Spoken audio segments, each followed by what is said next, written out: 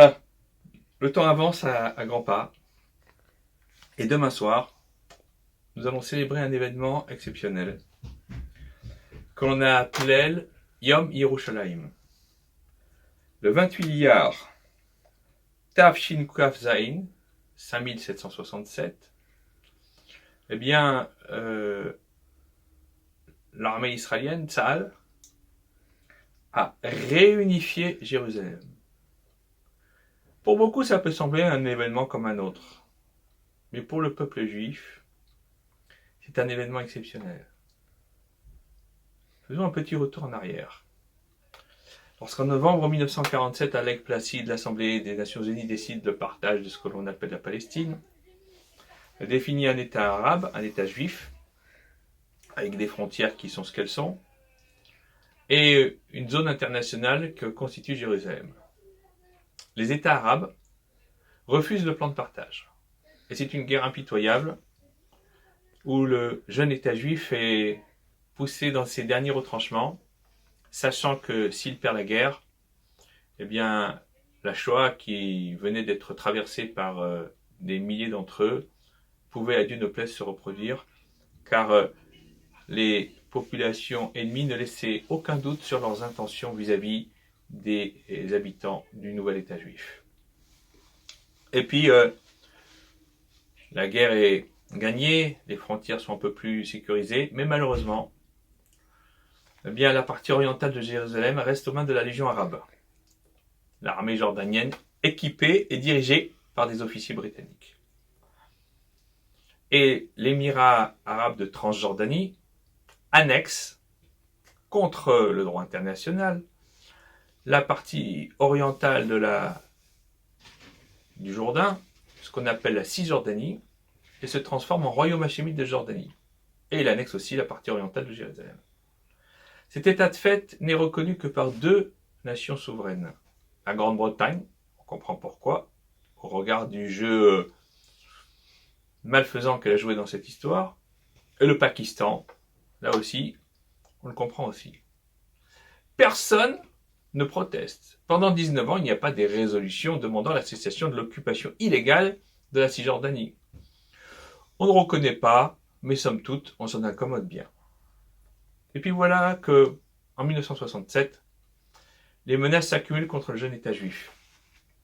Pour ceux qui ont connu cette période, beaucoup marchaient dans la rue avec un transistor. À l'époque, c'était le NEC plus ultra. Ça fait sourire aujourd'hui. Pour écouter la radio de ce qui est les nouvelles du Proche-Orient. Elles étaient fort inquiétantes. On se disait, eh bien, là aussi, l'État juif risque sa survie. De grands hommes d'État, par ailleurs, très clairvoyants sur beaucoup de points, font montre d'un aveuglement, voire d'un vieux fond antisémite refoulé, voire d'une méconnaissance totale du dossier, voire les trois à la fois, notamment le général de Gaulle, qui déclare un embargo.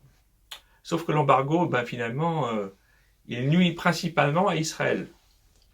Et Israël est acculé, entouré de nations hostiles.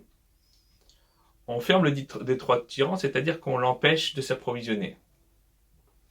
Et donc, un jour de juin 67, c'est finalement la destruction de toute l'aviation égyptienne et syrienne sur ces aérodromes qui va marquer le début de ce qu'on appelle la guerre des 6 jours.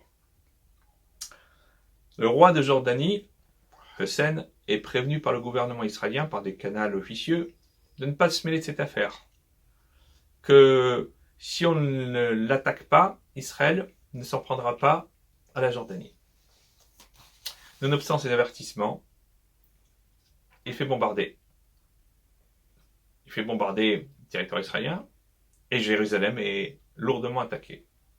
Et le cabinet d'union nationale, dirigé par Lévi Eshkol, et au siège Menachem Begin, décide, après de longues discussions, de reprendre la main à Jérusalem et dans ce que l'on appelle la Cisjordanie. Et c'est la déferlante. La déferlante qui va déboucher sur une déferlante d'émotions lorsque le 28 Iyar de cette année-là, les soldats de Tzahal arrivent sur le Har Habayit, le mont du Temple, et devant le Kotel HaMaaravi.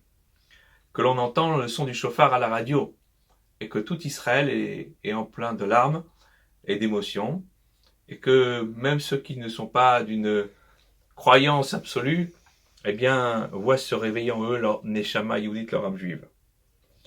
J'ai retrouvé ce journal rabbinique qui s'appelle Kol Sinai, qui était édité dans les années 60 et 70. La couverture du mois de Elul Tafshin Kav Zain est la suivante. Je ne sais pas si on la voit bien, mais ce sont des soldats de Tzahal qui sont à côté du Harabaït, qui vient d'être délivré. Et ce que les Juifs, ce que les soldats de Tzahal découvrent est abominable.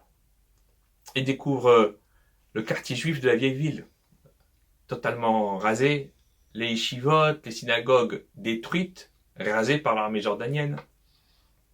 On découvre aussi que les pierres tombales du Har HaZeitim, du mont des Oliviers, ont été utilisées pour la Légion arabe, pour construire des maisons, voire des latrines. On a profané les cimetières juifs.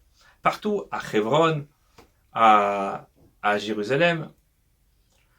Et c'est le Rav Shlomo Goren qui, dans son autobiographie, raconte que, alors que il avait eu des rapports avec les soldats jordaniens pour récupérer les corps de la guerre de 48, on lui avait laissé entendre, non, on lui avait dit clairement que désormais, eh bien, le but de l'armée d'occupation arabe était d'effacer toute trace de la présence juive en Eretz Israël.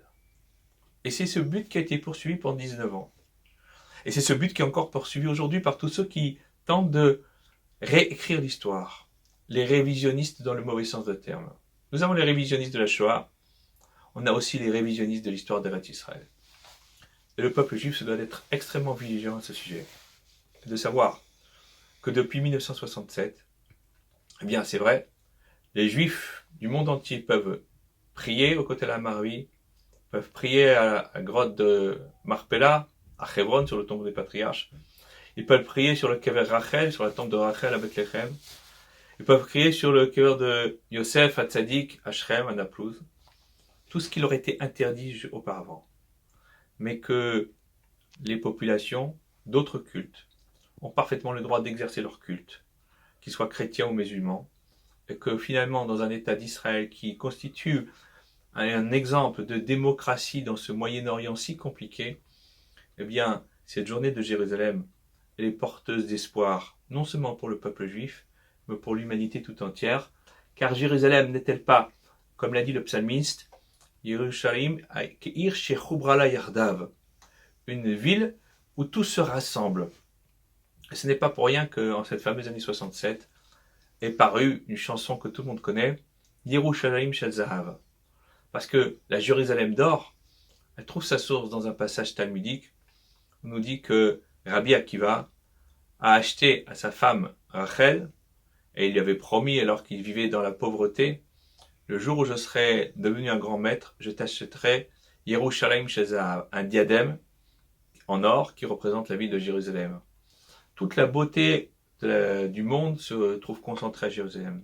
C'est vrai, on dit que Paris est la ville lumière, que Londres a aussi des qualités, New York aussi.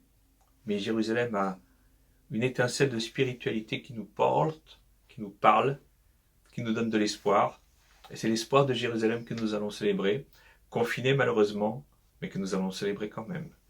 Confinement, jour 64, déconfinement, jour 10.